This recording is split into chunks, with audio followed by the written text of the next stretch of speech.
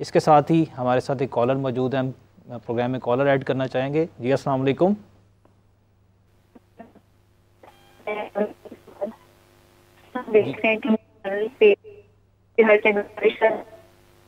आयशा जहां का जिक्र हो रहा है कि उनको जिस रात में तशद्दुद किया गया उनके शौहर की तरफ से, तो पर्सनैलिटी है और मीडिया की सीएम तक भी उनकी और खबर गई और इस पे स्टैंड भी लिया गया। लेकिन मेरा सवाल यहाँ पे ये है कि जो एक आम औरत है जो घर में बैठी है या वो मार खा रही है अपने शौहर से, उसके लिए हमारा कानून क्या कर रहा है, या उसको कहाँ जाके रिपोर्ट करना है ताकि उसके लिए मसले मसाइल ज्यादा ना हो और उसकी जान को भी खतरा ना हो? जी, ये बड़ी इंपॉर्टेंट बात है कि, और सच भी यही है कि कुछ केसेस तो रिपोर्ट हो जाते हैं, लेकिन बहुत सारे हज़ारों केसेस वो हैं जो रोज़ की बुनियाद पर रिपोर्ट ही नहीं हो पाते, क्योंकि ख़वातीन में इतनी या तो अवेयरनेस ही नहीं है या इतनी ज़रूरत ही नहीं है, और हमारे जो निज़ाम है हमारे घरों का और जो हमारा कल्चर है वो ख़ातून को इतना मतलब आगे बढ़ने ही नहीं देता कि वो बाहर निकल कर अपना हक मांग सके। तो यही मेरे माइंड में बात चल रही थी जब अरशद साहब बात कर रहे थे कि ख़वातीन आगे आ रही हैं, हमारी मेजर सिटीज़ में तो आगे आ रही हैं, लेकिन एक आम ख़वातीन या एक विलेज वुमन जी जी जी वो तो अभी भी दबी हुई है, बिल्कुल बैकवर्ड है। और जिस तरह से मिस ने कहा कि एक आम खातून क्या करे, सबसे पहले तो एक आम खातून को खुद ही हिम्मत लानी चाहिए।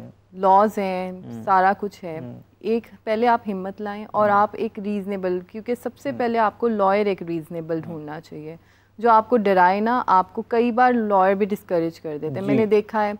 कई बार मेरे पास औरतें आई हैं, वो कहते हैं कि अच्छा डोमेस्टिक वायलेंस हमें तो फलाने लॉयर ने कहा था कोई फ़ायदा नहीं होना, तो मैं कहती हूँ ऐसे नहीं है, ज़रूर फ़ायदा होता है। तो आप एक लॉयर देखें, लॉयर नहीं भी है तो हेल्पलाइन मौजूद है, बिल्कुल। एक में हाथ से 1043 है, आप ऑनलाइन देखेंगे रोज़ान आपकी एक है, आप वहाँ पे कॉल करें, वो आपको मेडिकल हेल्प भी देंगे। वुमेन शेल्टर होम भी है, वुमेन प्रोटेक्शन ऑफिसर भी है, तो आप उस हेल्पलाइन को भी रीच आउट कर सकते हैं, आप लॉयर को भी रीच आउट कर सकते हैं। जैसे कि सुहेल ने कहा कि आप फैमिली कोर्ट में भी दावा करके अपना फाइनेंशियल का भी कर सकते हैं कि आपको मॉनेटरी कंपनसेशन दी जाए, आप उनके ख़िलाफ़ प्रोटेक्शन ऑर्डर भी करवा सकते हैं। आपके पास बहुत ज़्यादा रेमेडीज़ हैं। इन दी एंड जब तक आप उस एक टॉक्सिक सिचुएशन से निकलेंगे नहीं, के लिए कदम नहीं उठाएंगे, तब तक ये नहीं पॉसिबल है। अरशद साहब ने जैसे कहा कि वो जो आयशा साहब थी, आयशा साहिबा, उनके ऊपर तशद्दुद चल रहा था। ये तशद्दुद ओवरनाइट नहीं होता, ये साइकिल होता है और ये कंटिन्यूसली चल रहा होता है। वैसे भी हम अरशद भाई, ये जैसे इज़्ज़त ने बताया कि वुमेन प्रोटेक्शन ब्यूरोज भी मौजूद हैं, शेल्टर भी दिया जाता है, तो किस हद तक ये चीज़ें कारआमद हैं? अगर ये इतनी कारआमद हैं तो फिर ये वाक़यात क्यों बढ़ते जा रहे हैं? इसमें बेसिकली अवेयरनेस की मेरे ख्याल से कमी है। अब लोगों को अवेयरनेस जो है वो देने की ज़रूरत है। जिनको अपने हकूक़ का पता है, अपने राइट्स का पता है, लॉज का पता है, तो वो तो फौरी तौर पर जो है वो शेल्टर ले लेते हैं। मतलब फॉर एग्ज़ाम्पल आप एक ख़ातून है, उसको फौरी तौर पर अगर घर से उसका मियाँ निकाल देता है तो वो कहाँ पे जाए? वो दारुल अमान है, वहाँ पे मजिस्ट्रेट जो बैठे होते हैं वो कितनी लेकिन क्या आप एज ए रिपोर्टर देखते हैं कि दारुल अमान वाले उस तरह से खातून या ख़वातीन का वो करते हैं, एज ए शेल्टर प्रोवाइड करते हैं, उनको खाना पीना और प्रोटेक्शन इस हद तक प्रोवाइड करते हैं कि ये चीज़ें बेहतर हैं? बिल्कुल, उनकी सिक्योरिटी को वो यकीनी बनाते हैं। फिर खाने के हवाले से जो है वो ख़वातीन से मेरे ख्याल जब बात होती है, जो ख़वातीन उधर दारुल अमान में हैं, तो वो बताते हैं कि एक दफ़ा हमें घर जो है वो किसी रेलिवेंट ब्लड जो हमारा है कोई रिश्तेदार, उनसे जो है वो बात करने की परमिशन होती है। तो वो इदारे तो अपने अपने काम कर रहे हैं। मकसद ये है कि हमने ये देखना है कि अगर किसी को शिकायत होती है तो वो दोबारा मजिस्ट्रेट की कोर्ट में एप्लीकेशन दे देता है, तो वो दोबारा कोर्ट उसको ऑर्डर कर देती है। तो मेरा ख्याल से कि इदारे अपना काम कर रहे हैं। ठीक, सुहेल साहब मैं इसमें एक चीज़ ऐड करूँगा, शेल्टर होम में जाने की कोई ज़रूरत नहीं है। अगर आपने पिटीशन फाइल कर दी हुई है जी, तो जिस घर में चाहे वो उस खावंद के नाम का ही है, वो उस घर में रह सकती है।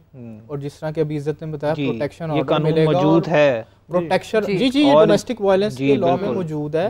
और ना सिर्फ ये कि वो प्रोटेक्शन ऑर्डर लेगी, अगर वो घर से दूर रखना चाहें और अगर उसके पास कोई असला है, लाइसेंस भी है, वो सब कुछ कंसर्न्ड एसएचओ जो है वो उसको किया जाएगा। बिल्कुल उसको रोक सकता है कि वो मर्द अपने घर वापस तब तक ना जाए जब तक हालात नॉर्मल नहीं हो जाते। और एक चीज़, वो मेंटेनेंस का भी उसका मुकर्रर करेगा और चौथी चीज़, अगर वो बिल फर्ज किसी किराए के मकान पे या किराए के घर पे रह रहे हैं जी, तब भी मर्द एक तो उस घर से भी दूर रहेगा जी, और दूसरा उसको जो है ना जो उसका किराया है और उसका मेंटेनेंस है वो भी देने का पाबंद होगा जी। तो ये ऑलरेडी लॉ में रेमेडीज मौजूद हैं। ये रेमेडीज जब तक आप सीख नहीं करेंगे, आप लेंगे नहीं जी, जी, जी। तब तक जो है वो आप किस तरह से जो है ना वो कह सकते हैं कि जी हम shelter home is not only the solution, there are other remedies also जी। बिल्कुल। तो मेरा ख्याल है कि कानून प्रॉपर्ली इम्प्लीमेंट हो सकता है अगर आप खुद मैं इस वक्त तक तलाश करें। अपना हाई कोर्ट या सुपीरियर कोर्ट्स की जजमेंट्स देखना चाह रहा था रिपोर्टेड। अनफॉर्चुनेटली मासवाई 2023 PLD फेडरल शरीयत कोड पेज 1 जिसके अंदर इस लॉ को अकॉर्डिंग टू इस्लाम करार दिया गया है, इसके अलावा मुझे कोई रिपोर्टेड जजमेंट इसके मुतालिक नहीं मिली पाकिस्तान लॉ साइट से, और वैसे भी कोई रिपोर्टेड जजमेंट। तो यहाँ तो सवाल अरशद साहब आपसे बनता है कि जब आप कोर्ट्स में देखते हैं रोज़मर्रा पर ऐसे केसेस जो आते हैं तो कितने केसेस का फैसला होता है? बिल्कुल, कोर्ट्स में जो है वो हमारी कोर्ट्स इस काम कर रही हैं, उसमें ये होता है कि बाज़ औक़ात डिले दूसरी पार्टी की तरफ कॉम्प्रोमाइज़ हो जाता है। दरअसल ऐसे मामला में ज़्यादातर कॉम्प्रोमाइज़ हो जाता है इस वजह से। जैसे आपने पहले बताया कि ऐसे जब सख्ती फिर जब खामन पर की जाती है तो फिर वो खुद ही आकर ख़र्चा भी मांगते हैं और सारी चीज़ों को प्रोवाइड करने पर राज़ी भी होते हैं और अपनी बीवी को हुकूक भी देते हैं। सिर्फ एक दफ़ा कानून का के शिकंजे में आने की ज़रूरत है। बिल्कुल बिल्कुल, जब इदारे हरकत में आ जाते हैं, जब कोर्ट ऑर्डर कर देती है तो उसकी कंप्लाइंस भी होती है। फिर ये होता है कि हमने देखा है कि दूसरी तरफ जो हस्बैंड होते हैं या दूसरी पार्टी होती है वो डिले इसलिए चाह रहे होते हैं, चले हमारी बिहाइंड द पीछे सुलह हो जाए, हम कोर्ट में आगे बयान दे दें कि आउट ऑफ कोर्ट जो है वो सुलह करके आगे बयान दे दें।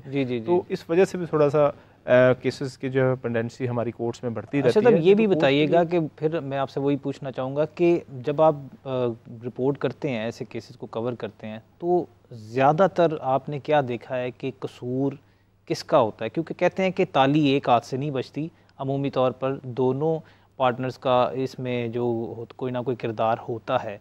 तो क्या ख़वातीन ज़्यादा बदसलूकी या बदजुबानी करती हैं, इस वजह से खावन घरेलू तशद्दुद का निशाना बनाते हैं उनको, या फिर इसमें खावन की ज़्यादा गलती होती है अमूमी तौर पे? बिल्कुल, आपने बड़ा ज़बरदस्त सवाल किया है। अभी सोहेल शब कह रहे थे इसमें कि हमें टॉलरेंस जो है वो लेके आनी चाहिए, हमें बर्दाश्त का जो है वो अपने अंदर पैदा करनी चाहिए। जब हम वो बर्दाश्त अपने अंदर ले आएंगे तो मेरा ख्याल से कि फिर हम कोर्ट्स तक जो है वो नहीं बढ़ेंगे।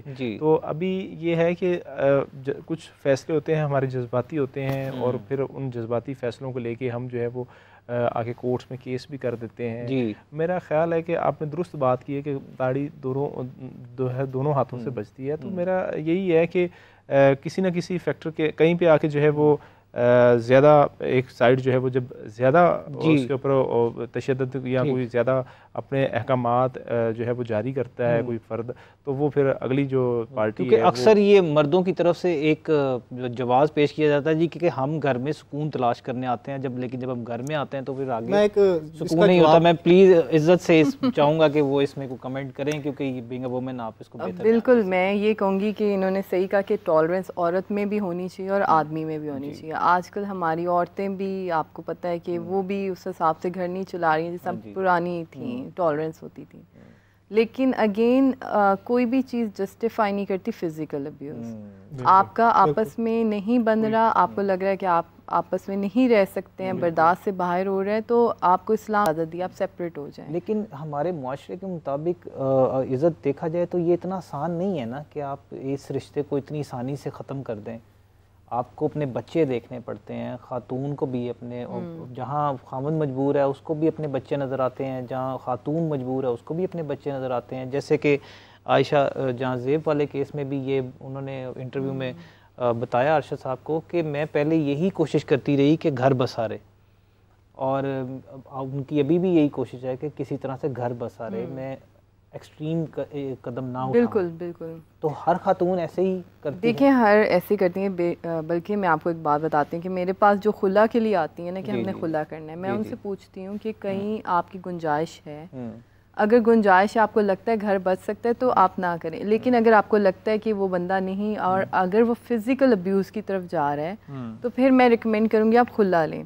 तो देखिए, आप बजाय ज़बरदस्ती ऐसे घराने में रहें जो टॉक्सिक हो रहे हैं, आप कांस्टेंट वो फिज़िकल अब्यूज़ बर्दाश्त कर रहे हैं, बच्चे के ऊपर क्या असर आ रहा है। फिर वही बात है कि हमने अभी बात की कि बच्चा वो साइकिल पिक करता है। यहाँ तक कि औरत भी जब कांस्टेंट प्रेशर फिज़िकल अब्यूज़ में रहती है तो वो बच्चों को भी सही तरह से नहीं दे सकती है तरबियत, वो भी एग्रेसिव हो जाती है और वो अपना एग्रेशन बच्चों की तरफ निकालती है। बिल्कुल।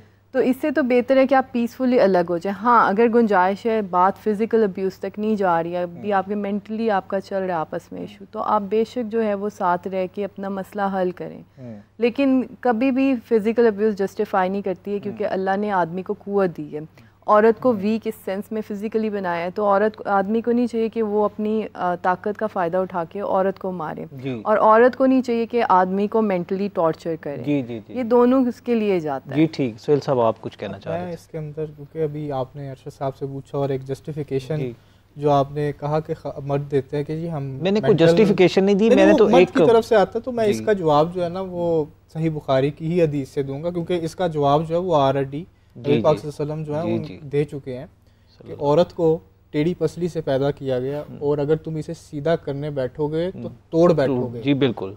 लिहाजा इसके टेढ़ेपन से ही फायदा उठाओ। जी, शफकत से ही काम लेना चाहिए, आपने प्यार से ही, मोहब्बत से ही। फिर भी जिस तरह इज्जत ने कहा, वायलेंस इन नो वे। आप देख लें कि हम तो एक बीवी नहीं संभाल सकते, तो नबी पाक सल्लल्लाहु अलैहि वसल्लम की 9 बीवियां थी एट द सेम टाइम। हमें कोई वाकया नहीं मिलता इस चीज का कि कहीं पर सिर्फ किसी भी हल्का सा भी हाथ उठाया हो। तो हम हर बंदा जो है वो कहता है जी हम मुसलमान हैं, हम आशिक रसूल है, हम ये हैं, हम वो हैं। तो भाई ज़ाहिरी तौर पर तो यहाँ पर भी तो अमल करो ना। जी बिल्कुल। नबी पाक सल्लल्लाहु अलैहि वसल्लम कह रहे हैं कि तुम में से बेहतरीन वो है जो औरतों के साथ अच्छा जी। ठीक है, मैं यहाँ पर ये मतलब कि ये नहीं कहता कि भाई ख़वातीन को भी जो है ना वो बेहतरीन कोशिश करनी चाहिए कि किसी भी तरीके से ये झगड़े की तरफ बात ना जाए, और अगर जाती भी है तो अगर दोनों में से कोई एक भी चुप रह जाएगा, वो कहते हैं एक चुप 100 सुख।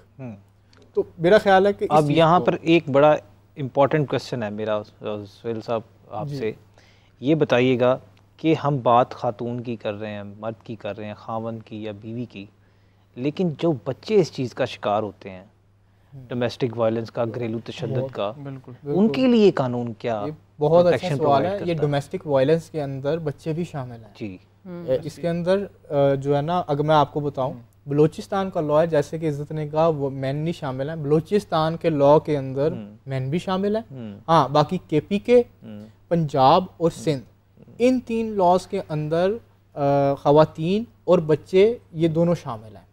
यानी वर्नरेबल पर्सन की जो डेफिनेशन है, it includes kids as well as women. ठीक। और बलूचिस्तान के लॉ के अंदर मेन भी शामिल हैं। ठीक। कि अगर कोई डोमेस्टिक वायलेंस का केस मेन करना चाहे तो वो कर सकता है इन बलूचिस्तान। ठीक। बट बाकी 3 प्रोविंसेस में क्योंकि नहीं है तो लिहाजा नहीं किया। साहब, यहाँ आप बताइएगा कि किस हद तक ऐसे केसेस रिपोर्ट होते हैं? अच्छा, इसमें ना जब 2 मियाँ बीवी की आपस में नहीं बनती तो वो बच्चे उसमें बड़ा सफ़र करते हैं। फिर ये होता है कि हमने वहाँ पर चाइल्ड कस्टडी केसेस में जो है वो बच्चों को रुलते हुए देखा है। बच्चे जो हैं वो रो रहे होते हैं कि हमने बाबा के साथ जाना है, हमें कोर्ट जो है वो मामा के साथ भेज रही है।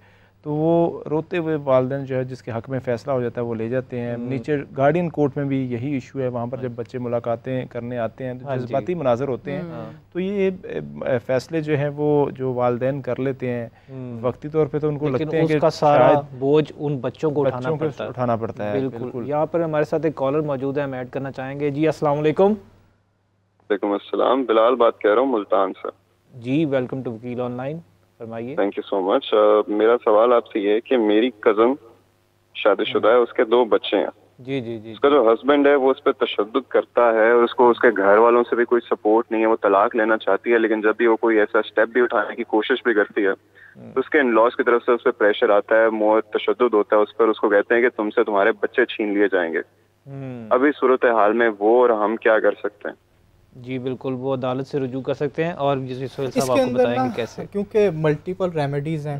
एक तो जब फैमिली कोर्ट के अंदर केस फाइल कर लेंगे थ्रू इट्स लॉयर, तो उसको कोई बंदा जो है ना वो नहीं अपना ना ख़त्म कर सकता। जब एक दफ़ा पेंडिंग हो गया केस तो फिर उसके बाद उसको अनलेस अनटिल खुद पिटिशनर आके कह दे जी मैं विड्रॉ करता हूँ, उसको नहीं कर सकते।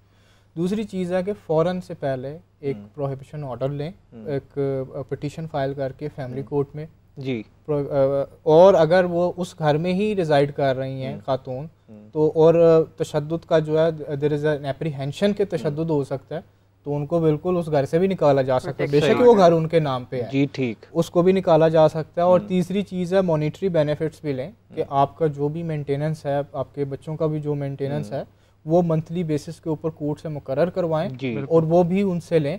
और चौथी चीज़, last but not the least, Pakistan penal code जो है वो उसके तहत अगर तशद्दुद इस नेचर का है या तशद्दुद जो जिस्मानी तौर पे है तो उसके अंदर ज़रूर एक्शन लें और मेडिकल जो रिपोर्ट है वो भी करवाएं और इसके उनके खिलाफ जो है ना FIR लाजमी दर्ज करवाएं।